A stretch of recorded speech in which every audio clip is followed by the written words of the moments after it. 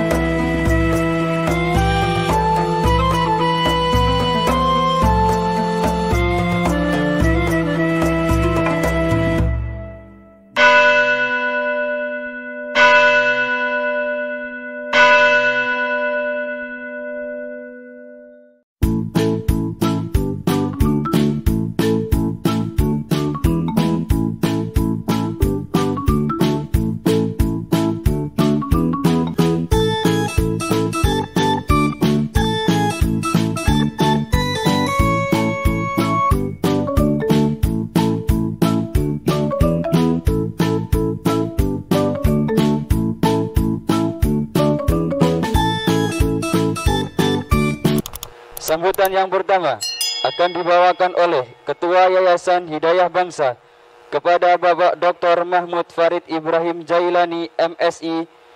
Waktu dan tempat kami persilahkan. Assalamualaikum warahmatullahi wabarakatuh. Pertama-tama marilah kita menaikkan puji syukur kepada Allah Subhanahu wa taala yang telah memberikan kesempatan yang luar biasa bagi kita pagi hari ini, terutama karena semua kita diberikan kesehatan oleh Allah sehingga kita bisa berkumpul bersama pada pagi hari ini. Yang kedua, saya ingin sampaikan rasa terima kasih kepada Kampus 2 IAIN Kembang Arum yang telah memberikan ruang untuk boleh terselenggaranya acara pada pagi hari ini. Dan yang ketiga, pada yang terhormat saya ucapkan kepada Wakil Dekan 3 Bapak Dr. Andus Abdul Sulur MSI dan juga seluruh dosen Fakultas Usuluddin Adab dan Humaniora dan seluruh dosen-dosen lain yang hadir hari ini, saya mengucapkan banyak terima kasih. Dan juga bagi para undangan serta adik-adik mahasiswa yang bersedia hadir untuk acara kita pada hari ini. Nah, saya sendiri sebagai Direktur Yayasan Hidayah Bangsa memiliki komitmen untuk perdamaian. Sehingga kalau Bapak Ibu atau mahasiswa lihat di website Hidayah Bangsa, itu selalu ada acara Peace Camp. Ya, kita sudah adakan 3 kali di Salatiga. Banyak juga mahasiswa dari IAIN yang ikut, dari Nasrani, dari Hindu, dari Buddha. Ya, dan saya lihat acara itu sangat bermanfaat karena setelah mendengar testimoni dari peserta, ada dari Kristen yang sama sekali tadinya katanya takut ketemu orang Islam. Nah, waktu bertemu di acara itu, hari kedua dia baru rasa nyaman. Dan dia berkata, oh rupanya saudara saya sebaik ini ya. Begitu juga sebaliknya, ada dari Muslim juga memberi testimoni. Saya dulu takut ya salaman sama orang Nasrani. Ya. Tapi rupanya setelah salaman saya tidak jadi kafir gitu. Jadi luar biasa begitu ya. Dan dari Hindu, dari Buddha juga ada testimoni yang menarik begitu. Nah, saya sendiri melihat perkembangan generasi sekarang tidak lagi menurut saya kita ribut di medsos. Ya, lebih baik melakukan satu tindakan praktis supaya nilai perdamaian itu dirasakan ya, dilihat ya. Nah, oleh karena itu di Hidayah Bangsa sekarang ada paguyuban peduli rumah ibadah. Nah, saya sendiri memiliki prinsip bahwa daripada ribut di media sosial, lebih baik kita bentuk tim supaya membersihkan rumah-rumah ibadah, apa itu masjid, gereja, wihara, ya, dan yang lainnya, supaya ada nilai yang langsung dirasakan oleh umat. Ya, Oleh karena itu saya mengundang mahasiswa untuk terlibat ya di PPRI itu, dan insya Allah bulan depan kami akan launchingnya dan sudah menyiapkan kaos, topi, dan kita sudah mendata semua masjid di pinggiran Kabupaten Semarang, gereja-gereja yang tidak terurus, masjid yang terbengkelai, mungkin bagian dari PPRI nanti akan ambil bagian di situ. Iya. Dan juga hal lain dari PPRI itu adalah mau menyentuh langsung umat yang memang sangat mengharapkan bantuan. Jadi kita langsung bertindak untuk hal-hal praktis seperti itu.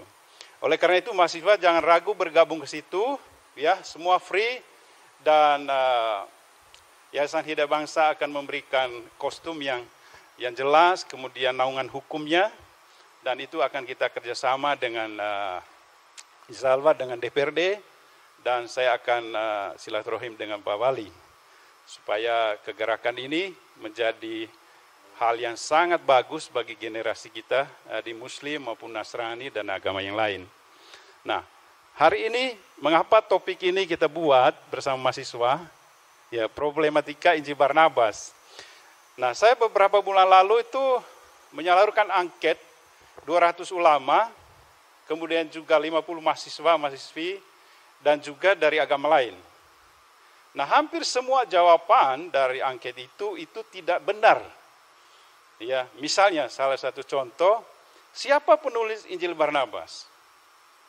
Ya, jadi mereka juga tidak tahu. Ya, di kalangan mahasiswa juga saya tanya, mereka juga tidak tahu. Ya, tahun berapa penulisannya? Mereka juga tidak paham. Nah, ini jadi dilematis. Nah, bagi saya, kenapa tidak buat seminar supaya ada titik terang ini, Injil Barnabas ini? Apakah dari pihak Nasrani menurut mereka itu yang benar atau salah? Atau apakah posisi dari pihak kita di Muslim itu yang benar? Nah, itu makanya saya undang Pak Bambang, ya, karena saya pernah ketemu beliau di Jakarta tahun 2003, ya Pak ya, seminar di UIN. Ya, jadi saya pikir beliau memiliki akademik yang luar biasa untuk bisa membahas ini, dan sudah ada bukunya, ada dia bisa beli. Kalau tidak nanti bisa hubungi Hidayah Bangsa supaya Hidayah Bangsa beli bukunya, ya. Boleh gratis, nggak apa-apa, ya. Nah, kalau nggak bawa uang, ya. Jadi itu sedikit latar belakang mengapa acara ini diadakan, ya, supaya kita baik Nasrani maupun Muslim bisa melihat apakah ini yang benarnya, ya. Jangan sampai menurut pemikiran saya tidak suka mengklaim sesuatu yang artinya itu salah. Ya. Nah, bagaimana generasi berikut yang mendengar ini? Ya. Jangan sampai melanjutkan hal yang salah. Lebih baik generasi kita sekarang memutuskan benang itu. Kalau itu salah, jangan dilanjutkan. Ya. Begitu juga dari pihak Nasrani. Apakah itu yang benar? Nah, hari ini, ya, para undangan dan adik-adik sekalian bisa tanya dengan narasumbernya, apakah itu yang mereka pegang? Ya, selama ini. Ya, supaya kita bisa paham. Dan saya sendiri berpuluh-puluh tahun selalu menuduh orang Nasrani, oh, kitabmu itu Injil Barnabas, yang paling benar itu Injil Barnabas, yang kamu pegang salah. Nah, proses waktu kita lihat, wah, ini harus dibuat seminar ini, supaya tidak selalu menuduh bahwa itu yang benar, atau bisa saja dari pihak Nasrani tidak memegang itu. Nah, inilah mengapa kita buat seminar ini. Insya Allah bisa kita mendengar dari narasumber pagi hari ini dan bisa tanya banyak, dan juga mengucap terima kasih kepada bapak-bapak yang sudah memberikan kesempatan di kampus 2. Insya Allah nanti Hidayah Bangsa ada seminar internasional, ya, Hidayah Bangsa akan kerjasama dengan Timur Tengah, Pak, ya, supaya nanti ada peluang-peluang mahasiswa kita bisa ke sana. Kita ada jalur.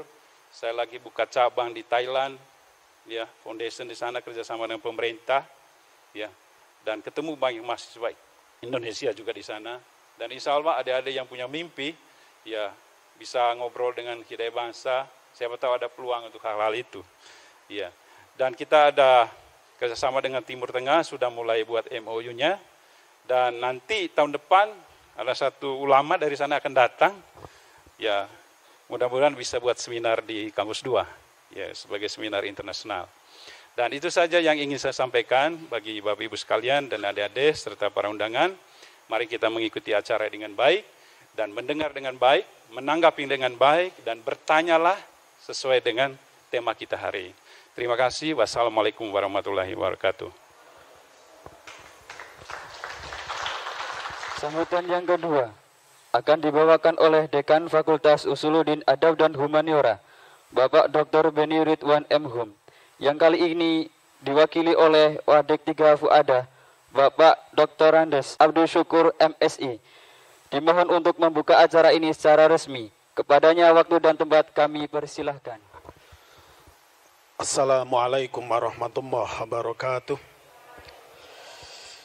A'udzu billahi minasyaitonir rajim. Bismillahirrahmanirrahim. Alhamdulillahirabbil alamin. Assalatu wassalamu ala sayyidina wa habibina wa maulana Muhammadin wa ala alihi wa ashabihi ajmain, amma ba'du. Yang terhormat dan yang sama-sama kita hormati, Ketua Yayasan Hidayah Bangsa Bapak Mahmud Farid Ibrahim, Bapak Bambang beserta para pemateri yang lain yang kita cintai, kita hormati, kita banggakan, para mahasiswa Fakultas Adab dan Humaniora dari IAIN Salatiga yang saya cintai, saya banggakan, hadirin semuanya yang dirahmati Allah Subhanahu wa Ta'ala. Puji syukur mari kita panjatkan kehadiran Allah Subhanahu wa Ta'ala karena atas kenikmatan yang Allah berikan. Pagi ini kita dipertemukan di tempat yang mulia ini dan insya Allah dapat menambah kebaikan untuk kita semuanya. Yang kedua, atas nama pimpinan saya menyampaikan terima kasih atas kesempatan yang diberikan kepada Fakultas Usuluddin Adab dan Humaniora untuk menyelenggarakan seminar nasional dengan tema problematika Injil Barnabas ini. Hadirin yang dimuliakan Allah, jika Pak Ketua Yayasan tadi ngendiko tentang upaya bagaimana merajut perdamaian secara totalitas kepada anak bangsa sekarang ini, saya lalu teringat Pak, ini nuwun sewu,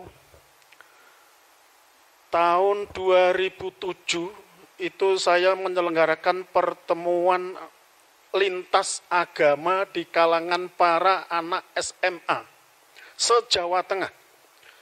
Waktu itu kita selenggarakan di Solo, pusatnya ada di SMA Batik 1 Kota Surakarta. Di luar dugaan kami, yang hadir sebagian besar adalah justru dari Konghucu. Itu. Semua SMA, SMK Konghucu yang ada di Surakarta waktu itu bisa hadir. SMA Kristen yang terkenal di Surakarta bisa hadir, dan beberapa lembaga pendidikan Islam yang ada di Surakarta dan sekitarnya juga bisa hadir. Kurang lebih 700 peserta Pak ketika itu.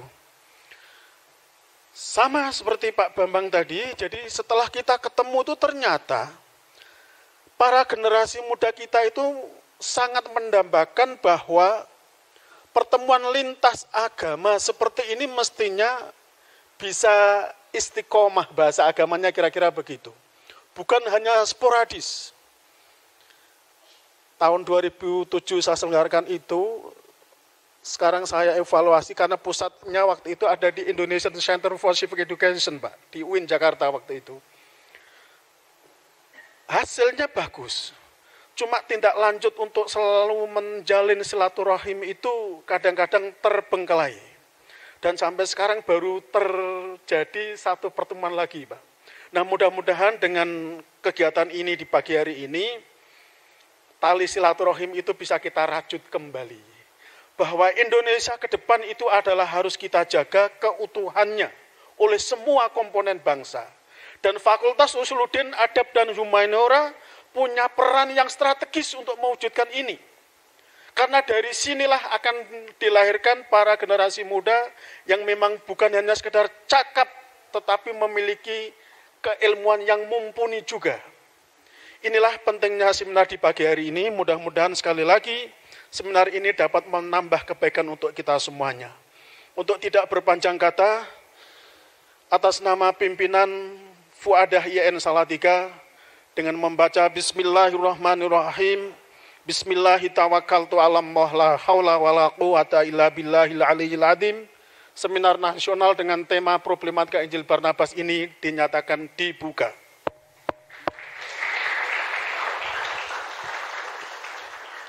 Terima kasih, segala kurang dan salah mohon maaf. Untuk Pak Bambang nanti lain waktu kita cerita lagi Pak. Begitu juga dengan Pak Ketua Yayasan, karena kebetulan saya agak kenal dengan Karang Nongko itu. Nanti kita bisa lanjut lagi. Terima kasih. Assalamualaikum warahmatullahi wabarakatuh. Mungkin bisa langsung saja, waktu dan tempat saya persilakan. Iya, terima kasih. Selamat pagi. Saudara-saudara, terima kasih untuk kesempatan yang diberikan kepada saya secara khusus untuk menelaah mengenai naskah yang disebut The Gospel of Barnabas, Injil Barnabas. Kebetulan ini salah satu bahan yang pernah saya teliti, dan ini buku pertama yang saya tulis di dalam perjumpaan saya dengan Forum Lintas Agama pertama kali. Terbit sudah cukup lama, tahun 1990-an. Waktu saya masih kuliah di semester terakhir. Jadi saya menulis tentang buku ini, dan sampai sekarang tidak tahu sudah cetak ulang yang ke berapa belas kali. Buku ini diterbitkan oleh Yayasan Andi Yogyakarta.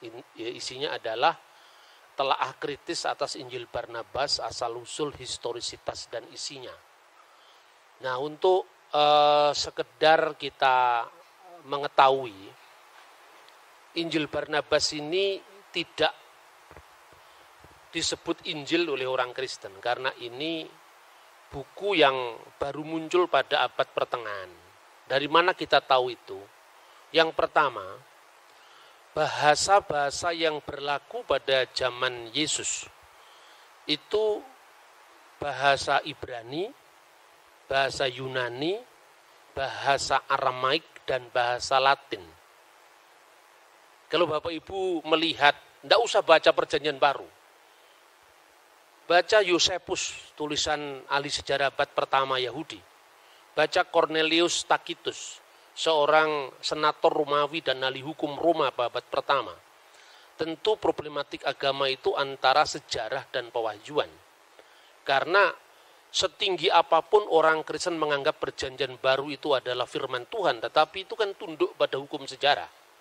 Bahwa kalau benar-benar kitab-kitab itu berasal dari abad pertama, tentu bahasanya ya bahasa yang dipakai oleh orang abad pertama. Kalau kita bicara tentang Mahapatih Gajah Mada dan Anda melihat dokumennya ternyata berasal di zaman Mataram pakai bahasa Jawa Kromo Inggil, tentu itu bahasa zamannya Yosodipuro atau Ronggo Warsito. Zamannya Gajah Mada bahasa Jawa kuno yang belum mengenal tataran Kromo Ngoko. Misalnya, begitu juga ketika kita membaca sejarah Yesus atau historical Jesus, tentu Yesus tidak mungkin berbicara pakai bahasa Itali seperti yang disebut dalam Injil Barnabas. Karena bahasa Itali waktu itu belum ada. Bahasa Itali adalah perkembangan atau bentuk baru dari bahasa Latin yang kira-kira baru muncul pada abad ke-10 Masehi. Seperti bahasa Indonesia, ejaan yang disempurnakan, zamannya Pak Yus Badudu, tentu tidak mungkin Anda paksakan untuk memahami zaman kerajaan Sriwijaya. Nah, ini satu contoh. Perjanjian Baru kemudian melestarikan sejumlah ungkapan dari kitab Taurat, kitab nabi-nabi, dan tulisan-tulisan suci yang lain. Jadi ini uniknya begini, orang Kristen itu punya kitab yang jumlahnya dua, yaitu Perjanjian Lama dan Perjanjian Baru. Perjanjian Lama itu bukan kitabnya orang Kristen eksklusif. Itu kitabnya Ariel Sharon, kitabnya Benyamin Netanyahu, kitabnya Rabi-Rabi Yahudi yang sampai sekarang masih berlaku. Jadi kalau saudara membaca Perjanjian Lama, tidak usah cari penerbit Kristen yang namanya United Bible Society. Anda bisa mencari terbitan Yahudi, misalnya ini Humasi Torah Im Targum Om Kelos. Ini orang Yahudi yang punya. Ini kitab Taurat, ya. Kitab Taurat dengan terjemahan kata per kata, terjemahan samping pakai bahasa Aramaik. Bahasa Aramaik itu bahasa Suryani, bahasa yang dipakai oleh Yesus. Misalnya, ini kitab Taurat bagian yang pertama. Bershit bara Elohim et hasamayim ve et saaret. Vihaaret hayyetah tohu wa puhu wa hosek alfenetehom viruah Elohim merakefet alfenehamayim. Wa yomer Elohim yehiur wa yehiur. Ini kitab Yahudi dan kitab Kristen sama. Jadi problemnya di mana? Problemnya adalah pada penafsiran. Jadi sekalipun orang Yahudi menolak Yesus dan orang Kristen percaya Yesus, tapi kitabnya kan sama. Ini yang namanya kitab Taurat dalam bahasa aslinya, yaitu bahasa Ibrani. Kita memiliki kitab semacam ini ada yang usianya lebih dari 2000 tahun. Yaitu yang disebut penemuan The Dead Sea Scroll. Anda kalau belum sempat ke Yerusalem, silakan Anda datang ke Malang, saya punya The Museum Cafe yang mengkoleksi replika naskah-naskah kuno selama ribuan tahun sampai sekarang masih ada di Malang.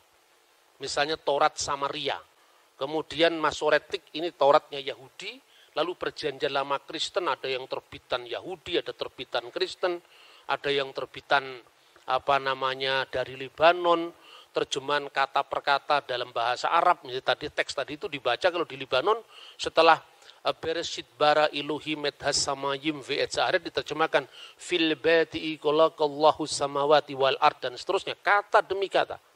Dan itu pertama yang disebut Perjanjian Lama. Nah, sekarang untuk Perjanjian Baru. Perjanjian Baru itu tertulis asli dalam bahasa Yunani Koine. Kenapa kok Yunani Koine? Karena pada zaman abad pertama itu seperti dicatat misalnya di dalam teks-teks suci Injil maupun catatan-catatan sejarah sejaman seperti Yosefus. Di mana Kristus berkarya itu di tempat yang dinamakan Derek Hayam, Aver Hayarden, Gelil Hagoyim. Daerah yang disebut jalan laut. Jalan laut itu laut tengah yang namanya Mediterranean Sea. Itu disebut Via Maris dalam bahasa Latin. Yang kedua, Aver Hayarden, seberang sungai Yordan. Konon pada abad-abad sebelum Masehi, itu salah satu bagian dari jalan sutra dari Yordan menuju ke Asia Tengah dan akhirnya ke Nusantara. Dan Gelil Hagoyim, Galilea wilayah bangsa-bangsa. Karena itu maka komunitas zaman Yesus itu komunitas yang sangat beragam, multicultural, multilingual. Satu contoh, ketika orang Kristen membaca teks Perjanjian Baru diawali dengan Biblos Genesios Yesus Kristus. Teks ini dalam bahasa Yunani karena bahasa Yunani adalah bahasa internasional waktu itu. Tetapi dalam bahasa Ibrani Sefer, Toledot, Yesua, Hamasiah, Ben David, Ben Abraham. Kitabu Milati Yesu Al-Masih, Ibnu Dawud, Ibnu Ibrahim misalnya. Jadi semua bahasa itu dipakai di Timur Tengah. Makanya disebut Gelil Hagoyim, Galilea wilayah bangsa-bangsa. Murid-murid Yesus sendiri namanya juga nama-nama asing banyak. Jadi tidak dibayangkan bahwa Yesus itu semua bahasa Ibrani, tidak. Itu contoh, Petrus itu satu orang namanya 3. Petrus itu bahasa Yunani artinya batu karang, Petra. Ya. Kemudian Simon itu bahasa Ibrani, Kefas itu bahasa Aram. Saudaranya Petrus namanya Andreas, itu bahasa Yunani. Ponakannya Petrus namanya Markus. Ponakannya Barnabas dan itu masih saudaranya dan istrinya Santo Petrus. Itu namanya Markus, nama Latin seperti nama Kaisar Marcus Aurelius. Makanya ketika Yesus mendapatkan kitab gulungan Nabi Yesaya di dalam sinagog atau di dalam rumah ibadat Yahudi, pasti dia membacanya pakai bahasa Ibrani. Ruah Adonai alai, roh Tuhan ada padaku. Tapi ketika dia bercakap-cakap dengan para murid, dia pasti dalam bahasa Suryani. Karena itu bahasa dipakai setelah pembuangan dari Babel. Misalnya kata Maranatha, Tuhan kami datanglah. Tali takum, kum itunya bangunlah. Wahai anak bangunlah. Seperti bahasa Arab juga kum. Ya ayuhal muddasir. Kum dan seterusnya kan. Artinya bangunlah. Sama dengan bahasa Arab kum. Etfata, Evata artinya terbukalah. Iftah bahasa Arabnya. Karena memang bahasa Arab, Ibrani dan Aramaik itu satu rumpun. Nah, kalau seorang lahir dari masyarakat Jawa seperti saya, Nama saya itu 3 bahasa. Artinya peradaban saya sebelumnya memang sudah dimasuki pengaruh Hindu, pengaruh Buddha dengan bahasa Sanskertanya, pengaruh Arab dengan yang dibawa oleh Islam, tapi Jawa asli tidak hilang. Bambang itu bahasa Jawa. Nur itu bahasa Arab. Sena itu bahasa Sanskerta. Saya harus mengaku bahwa inilah warisan keberagaman saya. Karena saya orang Jawa. Tapi kalau Anda lahir di Manado, satu kampung namanya Maria semua, sulit membedakan. Karena terlalu Kristen. Makanya saya selalu pesan, jangan kita terlalu Kristen. Nanti identitas kita jadi seragam semua. Begitu Anda ke Aceh, semuanya namanya nama Arab. Nama-nama lokal kita hilang. Berbagilah Anda muncul di Jawa dan di Salatiga ini. Karena nama kita tetap Bambang, ya Romo Bambang ini. Dari gereja ortodok. Ya, berdiri Romo, ini Romo saya ini. Ini gereja ortodok, jadi jangan kaget. Gereja ortodok ya pakai pakai jenggot, pakai jambang seperti saya begini kalau gereja ortodok. Cuman karena Romo Bambang ini mungkin karena nggak tumbuh aja. Jadi kadang-kadang orang kita ini kagetan, dipikir loh, ini kok gereja seperti Islam, ya enggak lah. Beda dengan Islam. Orang Islam kalau berdoa Bismillahirrahmanirrahim, kita berdoanya tidak begitu. Bismillahirrahmanirrahim. Amin kan beda. Kalau ada orang Islam meninggal, inna lillahi wa inna ilaihi rajiun. Kalau orang Kristen Ortodok meninggal, intikala ila amjadi samawat, beda. Sama-sama Arabnya tapi vocabulary-nya beda. Sama-sama Timur Tengahnya vocabulary-nya beda. Kalau Kubah ada tanda bulan sabit itu Islam. Tapi di seluruh Timur Tengah yang namanya gereja itu berkubah. Nah, jadi dengan demikian jelas bahwa bahasa itu semua dipakai. Maka Yesus disebut Yesus Kristus, Yeshua HaMashiach, atau Yesus Mesiha, itu semua dipakai di Timur Tengah. Makanya ketika Yesus bicara dengan Pilatus, pasti bahasanya bahasa Yunani.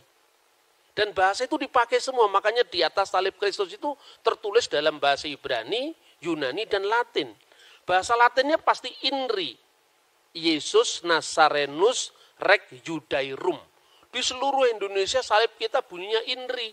Karena apa? Karena ini warisan Katolik. Katolik diteruskan Protestan. Protestan diteruskan anak cucunya, Pentakosta, Karismatik. Ya, semua kalau Anda pergi ke Salatiga di Satya Wacana pasti salibnya INRI. Karena apa? Ini warisan Latin. Tapi kalau Bapak Ibu pergi ke Turki, ya ada 7 jemaat kuno itu di Efesus ini. Pak Ketua Yayasan Hidayah Bangsa sering ke sana. Anda lihat salib-salib itu kan bunyinya INBI, bahasa Yunani. Yesus, Ho Nasorios, Ho Basilios, Yudaion. Kalau di Yerusalem itu pakai Jerusalem Cross yang persegi kayak palang merah itu. Itu biasanya tertulis Yeshua Hanaserat Melek Yehudim. Pakai bahasa Ibrani. Nah bahasa-bahasa ini pada abad pertama. Makanya disebut Yesus berkarya di Galilea, wilayah bangsa-bangsa.